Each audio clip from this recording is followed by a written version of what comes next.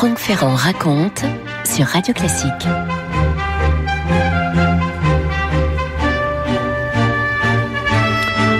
« 25 mai 1898 à Turin, c'est le 400e anniversaire de la cathédrale Saint-Jean-Baptiste et pour l'occasion, on a organisé une grande expo d'art sacré inaugurée par le roi Humbert Ier.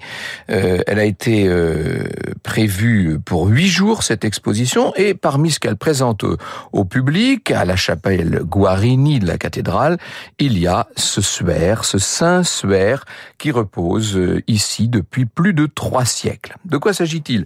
Je pense que à peu près tout le monde a à l'esprit à quoi ressemble ce drap de lin de couleur ivoire, dont la tradition veut qu'il ait enveloppé le corps de Jésus au moment de sa mise au tombeau. L'étoffe fait exactement 4,40 mètres de long sur 1,10 mètre de large. On voit bien qu'elle est tachée de sang. Les faces ventrales et dorsales sont celles d'un homme qui a été flagellé et torturé. Le 28 mai, 3 jours après l'ouverture de l'exposition, des milliers de pèlerins déjà ont pu admirer la célèbre relique. Le responsable de la sécurité a bien du mal à contrôler ce flot de visiteurs qui défilent devant le Saint-Suaire. Et dans la soirée, après la fermeture des portes de la cathédrale, un homme très élégant, il est en costume 3 pièces, il a la quarantaine. Voilà cet homme très élégant qui entre à son tour dans la chapelle, désormais déserte. Il est avec tout son matériel photographique. On est en 1898, donc c'est un matériel qui est assez encombrant. Il a du mal à le porter. Notamment, il a 2 lampes à incandescence, un générateur portatif. Cet homme déjà est venu le jour de l'inauguration avec tout son matériel et pour cause, il est le photographe officiel de l'exposition. Il s'appelle Segundo Pia. Segundo Pia est avocat turinois, membre du conseil municipal, c'est un notable, autant dire, et il se trouve qu'à cette époque où la photographie est un peu le hobby de pas mal de gens à travers l'Europe, eh bien, il s'est passionné pour la photo et donc il a été déclaré photographe de cette exposition. Il prend son temps, Pia, pour installer les lampes à incandescence, qui sont donc alimentées par ce générateur électrique. À 23h, malgré la plaque de verre qui a été placée sur le Saint-Suaire, le photographe arrive à éliminer les reflets et à prendre un premier cliché, pause de 14 minutes à l'époque, et puis un deuxième, pause de 20 minutes. Et le voilà tout heureux qui rentre chez lui. Et dans la chambre noire de sa propre maison, il plonge, Segundo Pia, il plonge les plaques dans le bac de développement et là, à la petite lumière de la lampe rouge, il voit apparaître en négatif les traits d'un visage aux yeux fermés, tuméfié, couronné d'épines, avec une barbe et les cheveux mi-longs. Il est littéralement pétrifié. Ce qu'il a sous les yeux, il en est absolument convaincu, c'est le visage du Christ tel qu'on peut le voir dans un nombre incalculable de représentations. Alors la fameuse plaque, le lendemain, est installée dans une pièce obscure de l'exposition, elle est éclairée par derrière, et le public stupéfait se presse pour voir ce qu'on ne voit pas à la lumière normale, à la lumière du jour. Et au lendemain de la fin de l'exposition, donc le 2 juin 1898, un certain nombre de journaux italiens vont publier les clichés. Et là, on peut dire que du jour au lendemain, le domicile de Segundo Pia va devenir justement un lieu de pèlerinage. Les Italiens, mais pas seulement les Italiens, tous les gens qui sont de passage à Turin veulent voir cette découverte sensationnelle. Certains s'enthousiasment, d'autres haussent les épaules, y compris d'ailleurs, précisons-le, au sein même du clergé, où certains doutent de l'authenticité du Saint-Suaire et affirment qu'il ne s'agit que d'une de ces très nombreuses reliques douteuses dont le Moyen-Âge a encombré les sacristies. Il n'empêche que le Saint-Suaire est vénéré depuis des siècles et que depuis la photo de Segundo Pia, cela va devenir un grand mystère, un objet scientifique de renommée mondiale et qui va pour des décennies, qui va pour bientôt des siècles, diviser les spécialistes. Franck Ferrand sur Radio Classique. Alors, si l'on en croit la tradition, le fameux suaire remonte évidemment à la mort de Jésus le Nazaréen, crucifié sur le Golgotha, à l'extérieur donc des remparts de Jérusalem. Un disciple de Jésus, Joseph d'Arimathie, qui était un riche notable, un membre du Sanhédrin, du grand conseil religieux d'Israël. Ce Joseph d'Arimathie a obtenu l'accord du préfet romain Ponce Pilate pour ensevelir la dépouille de Jésus dans un tombeau qui initialement avait été prévu creuser pour lui ou un membre de sa propre famille, ce Joseph d'Arimathie. Voici ce que nous dit Jean-Christian Petit-Fils dans son ouvrage « Le Saint-Suaire de Turin » qui vient de paraître. Ses serviteurs prirent possession du corps toujours en croix, ôtèrent la couronne d'épines, arrachèrent les clous, placèrent sur la tête du supplicié une serviette de lin, accrochée par une épingle aux cheveux, masquant entièrement ses traits. C'était une coutume juive de dissimuler les stigmates de la souffrance chez un condamné.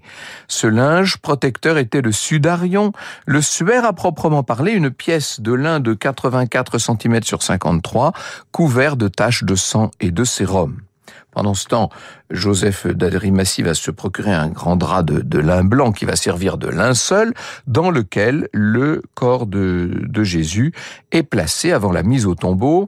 Les évangiles, selon Matthieu, Marc et Luc, mentionnent ce linceul et quelques heures plus tard, le matin de Pâques, Jean voit le linceul gisant à terre. Et à ce moment-là, on réalise bien sûr que le corps a disparu à l'intérieur. Alors, qu'est devenu ce linceul? Probablement, il a été emporté à Antioche par un certain nombre de disciples. D'Antioche, il a été transféré à Édesse, la capitale des provinces syriennes. Là, on est dans les années 387-388. Quelques siècles plus tard, la relique est mentionnée à Constantinople. On est là en 944, où elle est conservée en l'église Notre-Dame du Phare, après le pillage de la capitale byzantine par les croisés en 1204, bien sûr. Au milieu du XIIIe siècle, le linceul est emporté en France et il figure dans l'inventaire des reliques de la Sainte-Chapelle. Vous savez que le roi Louis IX a fait bâtir comme une sorte de gigantesque reliquaire cette extraordinaire Sainte-Chapelle. Eh bien, il y a parmi les reliques, évidemment, que la couronne d'épines, il y a le mandilion, une autre relique, une pièce de tissu rectangulaire sur laquelle l'image du visage du Christ a été comme imprimée. Le linceul réapparaît en 1354 dans un petit village de Champagne qui s'appelle Liray, on n'est pas très loin de Troyes. C'est le roi, en effet, le roi Philippe VI, le fondateur de la dynastie des Valois, qui a fait don de la relique à son porte-étendard Geoffroy de Charny, seigneur de Liray, qui la place, cette relique, dans sa collégiale. Geoffroy de Charny qui a fait l'objet d'un beau roman de Laurent Decaux il y a quelques années. Jean-Christian Petit-Fils de nouveau nous dit: placé dans le chœur où une lampe à huile brûlait sans interruption jour et nuit, le précieux drap d'Édesse et de Constantinople était présenté par 2 chanoines revêtus d'une dalmatique et entourés de flambeaux. Parcourant les routes des anciennes foires de Champagne, des foules venaient le vénérer. Seulement l'évêque de Troyes, avant de cette ostension, et à l'époque, il est déjà, à l'époque, il doute de l'authenticité de cette relique. Geoffroy de Charny, à ce moment-là, l'aurait placé dans un autre château. Geoffroy de Charny va mourir à la bataille de Poitiers en 1356, et 30 ans plus tard, c'est son fils qui reprend les ostensions du Saint-Suaire. Une nouvelle fois, l'évêque de Troyes, mis au courant, demande la confiscation du linge sacré, et c'est finalement le pape Clément VII qui va clore le litige en publiant carrément une bulle en forme de compromis. On est en 1390, le pape Clément VII autorise l'ostension du linge, mais il précise que ce n'est pas une relique, il s'agit seulement, dit le pape, d'une figure ou représentation du suaire du Christ. Vous écoutez Radio Classique. Le linceul va rester dans la famille de Charny jusqu'en 1453, année célèbre puisque c'est celle de la chute de Constantinople. Et c'est à ce moment-là que l'objet est vendu au duc de Savoie, Louis Ier à l'époque, et déposé dans une église de Genève, puis à Chambéry. À ce moment-là, il ne fait plus aucun doute, notamment pour l'église, que ce précieux linge est une relique de la Passion du Christ. Vous voyez comme les avis ont pu changer au fil du temps sur le suaire. Les chanoines de Liray, qui ne possèdent possèdent plus la relique depuis plusieurs années estiment cependant être les vrais propriétaires du linceul, et non seulement ils ne vont jamais le récupérer, mais ils ne toucheront qu'une partie de l'indemnité financière qui avait été établie au moment où la relique appartenait encore aux Charny. Les ducs de Savoie sont très fiers de posséder le suaire, ils l'emmènent dans chacune de leurs résidences, ils vont même frapper une médaille à son effigie, on fait des ostensions pour des foules de plus en plus nombreuses, et un ministre de la duchesse Marguerite d'Autriche, Antoine de Lalaing, assiste à l'une de ces ostensions à Bourg-en-Bresse. Il nous dit que cette ostension était la plus dévote et contemplative chose qui fut sur terre. On le voit clairement ensanglanté du très précieux sang de Jésus notre Rédempteur, comme si la chose avait été faite aujourd'hui, dit Antoine de Lalaing à l'époque. Le suaire est également invoqué pour conjurer les épidémies de peste. On dit qu'il serait à l'origine de miracles, etc. Donc on va voir les foules de plus en plus nombreuses se presser. En 1506, le pape, c'est Jules II à l'époque, crée une confrérie des pénitents du Saint-Suaire qui compte jusqu'à 500 membres, et il autorise que la Sainte-Chapelle de Chambéry prenne le nom officiel de Sainte-Chapelle du Saint-Suaire. Il institue une messe en l'honneur de cette sainte relique, et tout le monde maintenant se déplace à Chambéry pour venir se recueillir. On voit des gens très importants, la reine Anne de Bretagne, le roi François Ier, le cardinal Louis d'Aragon. En 1532, incendie, très important, c'est un incendie qui va ravager cette Sainte-Chapelle de Chambéry. Le suaire, à ce moment-là, est sérieusement endommagé, on en voit encore tout à fait les traces aujourd'hui. Des marques de brûlure qui ont été laissées, également des traces qui ont été laissées par l'eau qu'on a utilisée pour éteindre le feu. Bref, l'essentiel de l'étoffe demeure intact.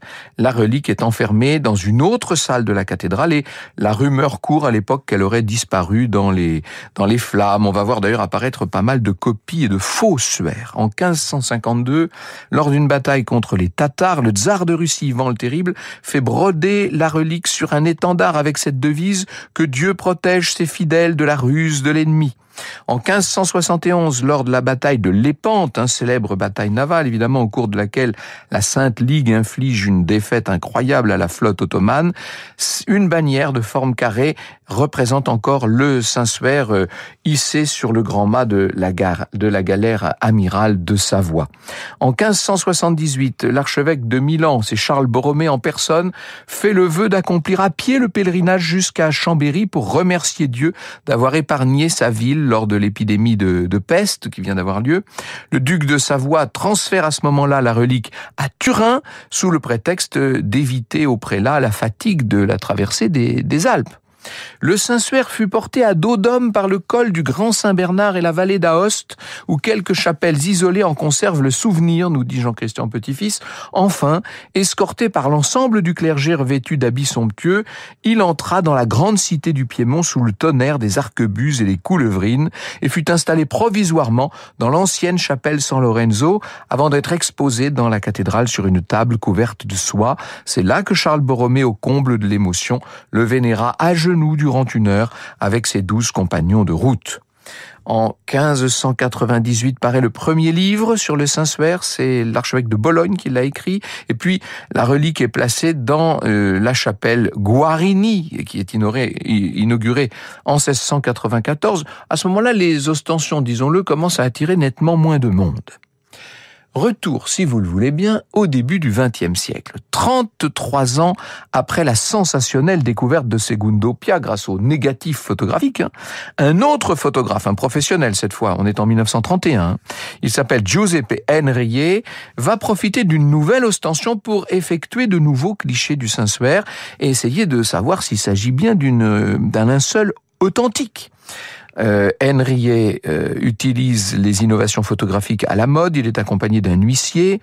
Au même moment, un chirurgien à l'hôpital Saint-Joseph de Paris, Pierre Barbet, soumet les empreintes corporelles et sanguines du linceul à un examen anatomo-physiologique, et les résultats montrent qu'il s'agit bien du sang d'un homme qui a subi un très grave traumatisme. Les traces sont conformes par ailleurs au récit de la Passion. On commence à étudier tout ça d'une façon qu'on pourrait quasiment rapidement qualifié de scientifique, et le pape Pie XI à l'époque, va qualifier le Saint-Suaire de chose plus sacrée que peut-être nul autre au monde. Franck Ferrand sur Radio Classique. Alors, évidemment, l'authenticité fait débat, et on va créer une sorte de discipline à part entière qu'on appelle la syndonologie, dont le but est de croiser toutes les données sur le Saint-Suaire. En 1969, une commission d'experts est désignée par l'archevêque de Turin, et il y a encore un photographe, il s'appelle cette fois Giovanni Battista Giudica Cordiglia, qui va prendre encore des clichés en couleur cette fois. Et 4 ans plus tard, un criminologue suisse, Max Freisulzer, qui est un expert au tribunal de Zurich, va prélever tous les pollens qui se trouvent sur le suaire, et sur les 58, 13 proviennent de plantes qui ne poussent que dans les déserts de la mer Morte, du Negev ou à Jérusalem, et encore au printemps, c'est-à-dire au moment présumé, le mois présumé de la mort de Jésus en l'an 33. En 1978, alors que pour célébrer les 400 ans de l'arrivée du Saint-Suaire à Turin, on organise une nouvelle ostension, près de 3 millions de pèlerins cette fois viennent se recueillir devant le Saint-Suaire, une association va être chargée d'étudier scientifiquement le linceul, et l'association en question est américaine. Elle rassemble 33 savants de toutes disciplines, des Américains, des Européens, de toutes religions d'ailleurs, et certains pas religieux du tout. Et la conclusion, c'est qu'il s'agit bien du Saint-Suaire, du suaire décrit dans les récits évangéliques. Et je me rappelle une émission d'Alain Decaux qui datait du début des années 80, où Alain Decaux montrait à quel point il y avait une chance extraordinaire pour qu'il s'agisse d'une relique authentique, avec notamment cette image en 3 dimensions qui paraît ne pas avoir été imprimée, mais qui paraît être frappée en 3 dimensions sur le linceul lui-même. Il y a eu à ce moment-là un moment de très grande ferveur et de très grand enthousiasme. Franck Ferrand sur Radio Classique. Et patatras, en 1988, 3 labos indépendants, en utilisant la technique de datation par le carbone 14, précisent que le Saint-Suaire serait médiéval, des années 1260 à 1390. C'est un coup de tonnerre, bien entendu. Le pape Jean-Paul II va qualifier cette affaire de provocation à l'intelligence. Comment expliquer que le carbone 14 date le linceul de l'époque médiévale, quand tous les autres résultats l'avaient situé au 1er siècle de notre ère? Alors, on a beaucoup discuté de cette affaire, et un symposium s'est tenu à Rome en 1993. 15 anomalies graves ont été relevées, nous dit Bernadette Dubois.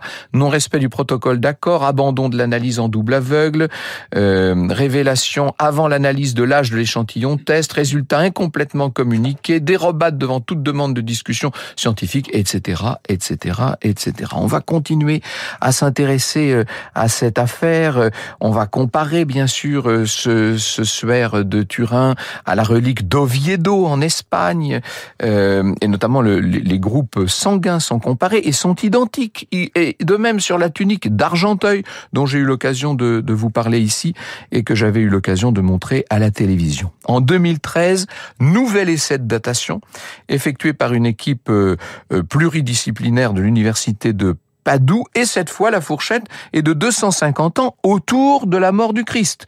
Et la dernière expérience qui a été effectuée à ce jour, c'était en avril 22 par des chercheurs italiens avec des rayons X, date le linceul du 1er siècle de notre ère. Il serait très proche dans sa structure d'un échantillon de lin qui a été retrouvé d'ailleurs dans les ruines de Masada, la citadelle juive tombée en l'an 73. À l'exception de la période de la Seconde Guerre mondiale et d'un incendie qui a provoqué la fermeture de la chapelle Guarini entre 97 et 2018, le suaire n'a jamais quitté Turin. Il fait toujours l'objet d'ostensions régulières.